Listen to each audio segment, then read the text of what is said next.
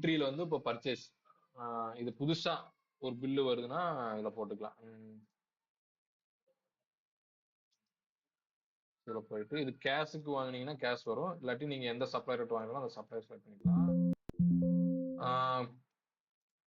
அவங்க கிட்ட கேஷா சப்ளையர் கிட்ட டைரக்டா கேஷா வாங்கினா கேஷ், இல்லாட்டி கிரெடிட். இது ஜிஎஸ்டி, நோ டாக்ஸ், 2 ஆப்ஷன் இருக்கு. இது போட்டுக்கலாம். ஸோ இதெல்லாம் அடிஷ்னல் டீட்டெயில்ஸ் வேணா கொடுத்துக்கலாம். டிரான்ஸ்போர்ட் மோடு எதுல வந்துச்சு, எங்கிருந்து சப்ளை பண்ணாங்க, எப்போ சப்ளை பண்ணாங்க, இது எல்லாமே ஜிஎஸ்டிக்காக போட்டது. நீங்க யூஸ் பண்ணிக்கலாம். இப்போ நான் லினோவா லேப்டாப் செலக்ட் பண்ணிக்கிறேன். இது வந்து ஒரு 10 பீஸ் ஆர்டர் போட்டிருக்கேன். இது பர்ச்சேஸ் ரேட் நம்ம ஐட்டம்ல போட்டது ஆட்டோமேட்டிக் எடுத்துக்கும். அவங்க டிஸ்கவுண்ட் கொடுத்துருந்தாங்கன்னா நீங்க இதில் ஆட் பண்ணிக்கலாம். டிஸ்கவுண்ட் கலந்து வரும். ஸோ அது மாதிரி மொபைல் ஃபோன் போடுறான் சாம்சங், அது ஒரு 10 பீஸ், அதுவும் பர்ச்சேஸ் ரேட் எடுத்துக்கலாம். ஓகே, இது வந்து அவங்களோட bill number, purchase bill number கொடுத்தாதான் சேவ் ஆகும். அப்போதான் உங்களால் அதை ட்ராக் பண்ண முடியும். ஸோ இப்போ டோட்டல் பில்லு வந்து இது 65. போயிட்டு நான் ரிப்போர்ட்லாம் ஸ்டாக் டீட்டெயில் போகிறேன். இதில் போயிட்டு ரினோவா கொடுத்தேன். இதில் பார்த்தீங்கன்னா ஓப்பனிங் 5 கொடுத்துருக்கேன், அப்புறம் ஒரு 10 பீஸ் வாங்கியிருக்கேன், இப்போ 15 பீஸ் இருக்கு. ஸோ இதுதான். இது நீங்கள் பிரிண்ட் எடுத்து வச்சுக்கலாம், பிடிஎஃப் கன்வெர்ட் பண்ணி வச்சுக்கலாம், இல்லை மெயில் பண்ணிக்கலாம், எக்ஸல் எது வேணால் பண்ணிக்கலாம். எல்லா ரிப்போர்ட்டுமே அந்த ஆப்ஷன் இருக்கு. சேல்ஸ் என்ட்ரி இதுதான் ரெகுலராக அதிகமாக யூஸ் பண்ணுற என்ட்ரி. ஸோ இதில் பார்த்தீங்கன்னா பார்கோட் ஆப்ஷன் இருக்கும். ஒருவேளை உங்கள் ப்ராடக்ட்ல பார்கோடு இருந்தால் நீங்கள் பார்கோடு ஸ்கேனர் வச்சு ஸ்கேன் பண்ணீங்கன்னா வந்துடும். இல்லை உங்களுக்கு அந்த கோடு உங்களுக்கு தெரியும், அந்த கோடு நான் இங்கே இருக்கு பாருங்க, ஐட்டம் மாஸ்டர்ல போனீங்கன்னா இங்கே கோடு இருக்கும். இந்த கோடு உங்களுக்கு தெரியும்னா அதை நீங்கள் போட்டு எடுத்துக்கலாம். இல்லாட்டி ஐட்டமே தெரியும்னா நீங்கள் எடுத்துக்கலாம். இப்போ நான் லினோவா போடுறேன், ஒரு பீஸ் 2 பீஸ் போடுறேன்.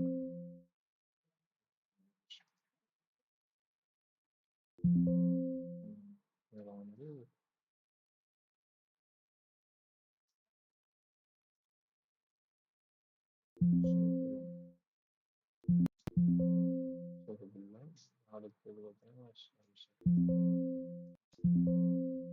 ஏன் இங்க பிரைஸ் சொல்லனா, மாஸ்டர்ல பிரைஸ் லிஸ்ட்னு ஒரு ஆப்ஷன் இருக்கும். இங்க போயிட்டு நீங்க ரேட்டை வந்து ரேட் அடிக்கடி மாறும். இந்த இடத்துல நீங்க ஐட்டத்தை ஆட் பண்ணிட்டு இங்க கொடுத்தீங்கன்னா கெட் ரேட் ஃப்ரம் மாஸ்டர் அப்படின்னா மாஸ்டர்ல நம்ம என்ன போட்டுருக்கோமோ அந்த ரேட் எடுத்துக்கோ. இது get rate including tax from master, இது get rate from previous date or previous ID. So இதுக்கு முன்னால என்ன 1வது ஐடியில போட்டிருக்கோமோ அதை எடுத்துப்போம். இது 2வது ஐடி. ஸோ அது மாதிரி நம்ம மாஸ்டர்ல இருந்து எடுத்துக்கலாம். ஸோ இந்த ரேட் பார்த்தீங்கன்னா நம்ம அங்கே போட்டிருக்கோம். ஒரு ஐட்டம் மட்டும் ரேட்டை மாத்திரோம்னா நீங்க அங்கே செலக்ட் பண்ணி மாத்தினீங்கன்னா இங்க மறுபடியும் மாறிக்கும். நான் சேவ் பண்ணிட்டேன். சேல்ஸ் வந்து க்ளோஸ் பண்ணிட்டு திரும்ப வாங்கிட்டு இப்போ போயிட்டு 2 பீஸ் கொடுக்குறப்ப ரேட் ஆட்டோமேட்டிக்காக வந்துடும். ஸோ ஆட் ஆகிக்கும். இது பார் கோட் நீங்கள் ஸ்கேன் பண்ணுமா அது டக்குன்னு இல்லை. 2 பீஸ் கொடுக்குறேன். பார்த்தீங்கன்னா 1,52,000 வந்திருக்கும். ஓகேங்களா. இது வந்து நீங்கள் கஸ்டமர்கிட்ட கேஷாக வாங்குறப்ப வந்து அதெல்லாம் உங்கள் பேங்க் அக்கௌண்ட் ஆட் பண்ணியிருந்தீங்கன்னா ஆட்டோமேட்டிக் இங்கே லிஸ்ட்டில் வரும். ஸோ அந்த அக்கௌண்ட்டுக்கு போயிடும்.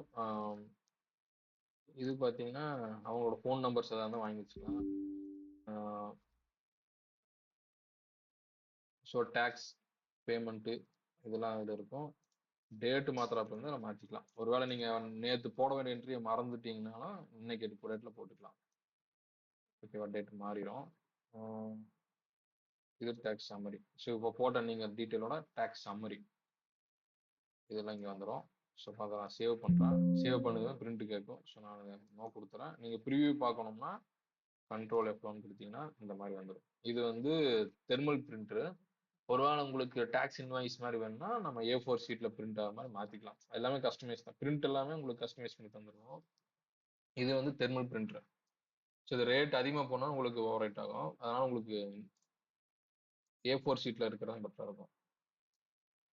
சின்ன அமௌண்ட் சின்ன ரேட்னா உங்களுக்கு தெர்மல் பிரிண்டர் கரெக்டாக இருக்கும். ஸோ இது ஹோல்டு பில்னா இப்போ 2 கஸ்டமர் இருக்காங்க, ஒரு கஸ்டமர் லேட் பண்ணுறாங்கன்னா அந்த பில்லை ஹோல்ட் பண்ணி வச்சிட்டிங்கன்னா கீழே போயிடும். அடுத்த பில்லு ஸ்டார்ட் ஆகிடும். அப்புறம் திரும்ப அந்த கஸ்டமர் வந்துட்டாங்கன்னா நீங்கள் டபுள் கிளிக் பண்ணீங்கன்னா மேலே வந்துடும். இது சேவ் பண்ணி முடிச்சு நியூ பில் கொடுத்தீங்கன்னா புது பில் போய் அடுத்த பில் போயிடும். ஸோ சேல்ஸ் என்ட்ரியில் அவ்வளோதான். அடுத்து பார்த்தீங்கன்னா ஸ்டாக் அட்ஜஸ்ட்மெண்ட். இது மாதம் மாதம் ஸ்டாக் எடுக்கிற மாதிரி இருந்ததுன்னா ஏதாவது டேமேஜ் மிஸ்ஸிங் பீஸ் எல்லாம் இதில் அட்ஜஸ்ட் பண்ணிக்கலாம். எல்லாத்தையும் எக்ஸஸாக வந்ததுன்னா அட்ஜஸ்ட் பண்ணிக்கலாம். அது எல்லாமே உங்களுக்கு ஸ்டாக்ல இதாயிக்கும். அடுத்து பார்த்தீங்கன்னா வவுச்சர். இது வந்து இங்க இருக்கிற பர்ச்சேஸ் என்ட்ரி உங்களுக்கு ப்ராடக்ட் பர்ச்சேஸ் பண்றது. இங்க இருக்கிற பர்ச்சேஸ் பார்த்தீங்கன்னா உங்களோட ஆஃபீஸ்ல உங்களோட ஷாப்புக்கு நீங்க வாங்குற ஐட்டம்ஸ், ஃபர்னிச்சர் இந்த மாதிரி ஏதாவது வாங்கினீங்கன்னா அதோட அதை வந்து நீங்க வவுச்சர் அவங்க உள்ள போட்டுக்கலாம். அப்பதான் உங்களுக்கு அக்கௌண்ட்ஸ் கரெக்டா இருக்கும். கேஷ் பேங்க் எல்லாமே டேலி ஆகும். அப்புறம் சேல்ஸுங்கிறது நீங்க இந்த இந்த ப்ராடக்ட் உங்க ஷாப் ப்ராடக்ட் தவிர வேற ஏதாவது ப்ராடக்ட் நீங்க சேல்ஸ் பண்ணாலோ இல்லை செகண்ட் ஹேண்ட்ல வித்தாலோ அதில் போட்டுக்கலாம். பேமெண்ட் வந்து நீங்க சப்ளையருக்கு பேமெண்ட் பண்றதை வந்து எல்லாமே வவுச்சர். இதில் இருக்கிறது எல்லாமே வவுச்சர் தான். சப்ளையருக்கு பே பண்ணீங்கன்னா அதில் போட்டுக்கலாம். என்ன இது கேஷாக கொடுத்தீங்களாவோ செக்காக கொடுத்தாலும் செக் நம்பர் நீங்கள் கொடுத்தீங்களா இல்லை எல்லாமே ஒரு கொடுத்துக்கலாம். கொடுத்தீங்கன்னா அது அக்கௌண்ட்ஸில் போகும்போது இப்போ நான் இதில் போகிறேன் சப்ளையர் பண்ணணும் கொடுக்க. ஸோ இந்த மாதிரி வந்துடும். நம்ம அதில் வவுச்சர் பேமெண்ட் போடும்போது அவங்களுக்கு இந்த அமௌண்ட் இப்போ நான் ஒரு வவுச்சர் போடுறேங்க. இவருக்கு வாங்கினது வந்து 63,000 நான் பேமெண்ட் பண்ணுறேன்.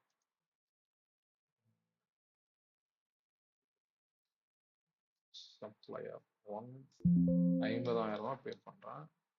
கேஷாக பே பண்ணுறேன். ஸோ கேஷ் பேமெண்ட் அப்படின்னு நரேஷன் கொடுத்துக்கணும். சேவ் பண்ணிட்டு இதை போயிட்டு ரெஃப்ரெஷ் பண்ணுறேன். ஸோ இதில் பார்த்தீங்கன்னா ஓப்பனிங்கில் அவருக்கு 10,000 கொடுத்தோம். ஸோ டேட் வந்து மாறும். நான் டேட் மாற்றி கொடுத்துருக்கனால உங்களுக்கு அந்த ஆர்டரில் மாறும். அவரோட பில்லு 69,900 இந்த 50,000. ஸோ இதுக்குள்ளே கழிஞ்சு மீதி வந்து அவருக்கு எவ்வளோ இருக்குன்னு காமிக்கும்.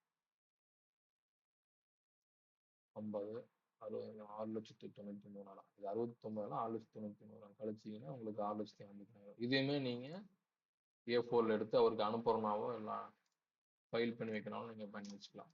எல்லாமே அப்படி இருக்கும். வவுச்சர் எல்லாமே அதான். பேமெண்ட்டு ரெசிப்ட்டுங்கிறது உங்களோட கிரெடிட் கஸ்டமர் பேமெண்ட் பண்ணினாங்கன்னா நீங்கள் அதே மாதிரி வவுச்சர் போட்டுக்கலாம். இது கான்ட்ரா ஜோனெல்லாம் வந்து நீங்கள் ஏதாவது பில் பே பண்ணீங்கன்னா இபி பில் ஃபோன் பில்லாம் பே பண்ணால் வரும். இதெல்லாம் ரிட்டர்ன் வரும்போது ஸ்டாக் ரிட்டர்ன் சேல்ஸ் ரிட்டர்ன் இதெல்லாம் வரும்போது பெட்டி கேஷ்ங்கிறது இந்த டீ செலவு இதெல்லாம் இதெல்லாம் சின்ன சின்ன செலவெல்லாம் அதில் போட்டுக்கலாம். அக்கௌண்ட்ஸுங்கிறது நீங்கள் இது இந்த என்ட்ரியில் என்னென்ன பண்ணீங்களோ வவுச்சர் என்ட்ரியில் என்னென்ன பண்ணீங்களோ அமௌண்ட் சம்மந்தமாக இருக்கிற எல்லாமே இதுக்குள்ள வந்துடும். இதில் பார்த்தீங்கன்னா லெட்ஜர் டேட் வைஸ் பார்த்துக்கலாம், லெட்ஜர் மந்த் வைஸ் சிங்கிளாக பார்த்துக்கலாம், அந்த குரூப் லெட்ஜராக பார்த்துக்கலாம். இப்போ சப்ளையர்னா மொத்த சப்ளையரும் இதில் பார்த்துக்கலாம். இதில் போனீங்கன்னா சன்ரை கிரெடிட்டார்ஸ் கொடுத்தீங்கன்னா எத்தனை சப்ளையர் இருக்காங்களோ அவங்களோட அவுட்ஸ்டாண்டிங் அவங்களுக்கு எவ்வளோ நம்ம கொடுக்க வேண்டியது இருக்குது எல்லாமே லிஸ்ட்டாக வந்துடும். இதே வந்து அதில் இதில் போயிட்டு கஸ்டமர்னு பார்த்துக்கலாம். டே புக்ங்கிறது ஒரு நாளில் என்னென்ன நடந்துச்சு, காலையில் ஓப்பன் பண்ணி நைட் க்ளோஸ் பண்ணுற வரைக்கும் என்னென்ன டிரான்சாக்ஷன் வந்து போனதெல்லாம் அதில் வந்துடும். இது பில் அவுட்ஸ்டாண்டிங்கிறது என்னன்னாங்க, நான் ஃபர்ஸ்ட் உங்களுக்கு சொன்னேன் இந்த bill to bill balance only அப்படின்னு 2 லாஜிக் இருக்கு. பேலன்ஸ் ஒன்லிங்கிறது இந்த சப்ளையருக்கு வந்து 1,00,000 ரூபா அமௌண்ட் இருக்குன்னா நம்ம 10,000 ரூபா அவர் கொடுக்குறோம், பில்லை மென்ஷன் பண்ணாம கொடுத்துக்கிறோம்னா அது பேலன்ஸ் ஒன்லி. பில் டு பில்ங்கிறது 10 பில்லுக்கு 1,00,000 ரூபா வந்திருக்கு. ஸோ நம்ம எந்த பில்லுக்கு அந்த 10,000 கொடுக்குறோம்னு மென்ஷன் பண்ணி சொல்றது. ஸோ நம்ம 1வது பில்லுக்கு கொடுக்குறோம்னா அந்த அமௌண்ட்டை வந்து 1வது பில்ல கலைஞ்சிடும். ஸோ அதனால மீதி இருக்கிற 9 பில்லுக்கு அவர் பெண்டிங் அவர் கொடுக்க வேண்டியது நம்ம கொடுக்க வேண்டியது மாதிரி காமிக்கும். ஸோ அது எல்லாமே இந்த பில் வைஸா பார்த்துக்கலாம். ஸோ அதே மாதிரி அவங்க ஓப்பனிங் போடும்போதும் அவருக்கு பில் டு பில் பார்ட்டியா இருந்துச்சுன்னா அவர் பில்லு எக்ஸிஸ்டா இருக்கிற பில் பழைய பில் எல்லாமே ஆட் பண்ணும். அதாவது பெண்டிங் இருக்கிற பில் முடிஞ்ச போன பில் எல்லாம் ஆட் பண்ணக்கூடாது, கொடுக்க வேண்டிய பில்லை மட்டும் இதில் ஆட் பண்ணும். அப்போதான் இங்கே பில் டு இங்கே வரும். அதே மாதிரி வவுச்சர் ரெஜிஸ்டருங்கிறது நீங்கள் இந்த வவுச்சரில் போட்டிருக்கிறது எல்லாமே ஒரு ரிப்போர்ட்டாக இங்கே வரும். ஓகேங்களா. அடுத்தது ரிப்போர்ட்ஸுங்கிறது நம்ம என்ட்ரியில் என்னென்ன போட்டிருக்கோம். இப்போ பர்ச்சேஸ் அங்கே போட்டிருக்கோன்னா பர்ச்சேஸ் வந்து கேட்டகரி வைஸா ஐட்டம் வைஸாக நம்ம என்ன பர்ச்சேஸ் பண்ணியிருக்கோம், மந்த் வைஸ் என்ன பர்ச்சேஸ் பண்ணியிருக்கோம், பார்ட்டி வைஸா இதெல்லாம் பார்த்துக்கலாம். சேல்ஸும் அதே மாதிரி தான். சேல்ஸு பார்ட்டி வைஸா ஐட்டம் வைஸா சேல்ஸ்மேன் வைஸா இருக்கு. அப்புறம் பார்ட்டி வைஸா குவார்டர்லி ஆஃப் இயர்லின்னு ஒரு 4 விதமாக இருக்கு. ஸோ ஒரு மாசத்துக்கு ஒரு பொருள் எவ்வளோ மூவ் ஆயிருக்கு, எவ்வளோ எந்த பொருள் மூவ் ஆகல அப்படியே தேங்கி கிடக்குது அந்த மாதிரிலாம் செக் பண்ணிக்கலாம். ஸோ இது ஐட்டம் இன்வெர்ட் வரும். 2 ரிப்போர்ட் பர்ச்சேஸ் சேல்ஸ் 2மே இதுக்குள்ள வரும். ஸ்டாக்குங்கிறது உங்களுக்கு இது டீட்டெயில்டா ஒரு ஒரு ஐட்டத்தை போய் ஸ்டாக் பார்த்துக்கிறது. ஒரு ஐட்டத்தை மட்டும் அது ஓப்பனிங் எவ்வளவு சேல்ஸ் எவ்வளோன்னு பார்த்துக்கிறது. இது வந்து சம்மரியா பார்த்துக்கிறது. கடைசியா இப்போ அந்த அந்த ஐட்டம் எவ்வளவு இருக்கு அப்படிங்கிறது வந்தது போனதும் இல்லாம அப்ப கடைசியா ஸ்டாக் எவ்வளவு இருக்குன்னு செக் பண்ணிக்கலாம் அதுல. அது சம்மரி ரிப்போர்ட்ஸ். அடுத்தது அதே சம்மரி தான் ஐட்டம் குரூப் வைஸ். இது ஹச்எஸ்என் கோடு. ஏன்னா ஐட்டத்துக்கு நம்ம ஜிஎஸ்டியில் ஹச்எஸ்என் கோடு எடுத்துனோம்னா அதை பேஸ் பண்ணியும் ஃபில்டர் பண்ணி எடுத்துக்கலாம். இது மினிமம் ஸ்டாக் லெவல் ஆல்ரெடி சொன்னதான். மினிமம் ஸ்டாக் உங்க கடையில எவ்வளவு இருக்கு, அடுத்து நான் என்னென்ன ஆர்டர் போடணும்னு நீங்க இங்கிருந்தே பார்த்துக்கலாம். ரேக் வைஸா போய் செக் பண்ணணுங்கிறது இல்லை, ஆள் வச்சு செக் பண்ணணுங்கிறதும் இல்லை. எல்லாமே லேப்டாப்லயே நீங்க இங்கேயே சாஃப்ட்வேர்லயே பார்த்துக்கலாம். அடுத்து ஜிஎஸ்டி ரிப்போர்ட். இதான் மெயின். ஜிஎஸ்டி நீங்க ஃபாலோ பண்ற மாதிரி இருந்தா இது கண்டிப்பா இது வேணும். ஆடிட்டர்ஸ் இதுதான் கேட்பாங்க.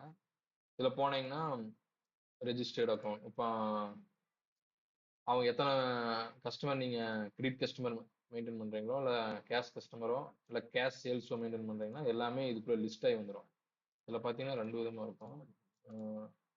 With party name, without party name இருக்கும்.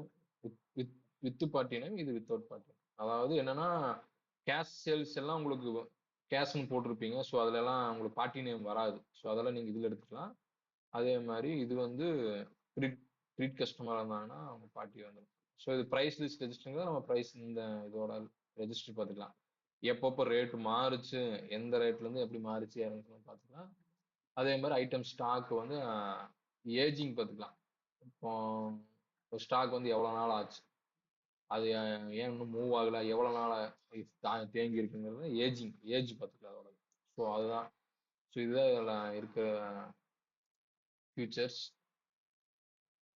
ஸோ செக் பண்ணிக்கோங்க. தேங்க்யூ.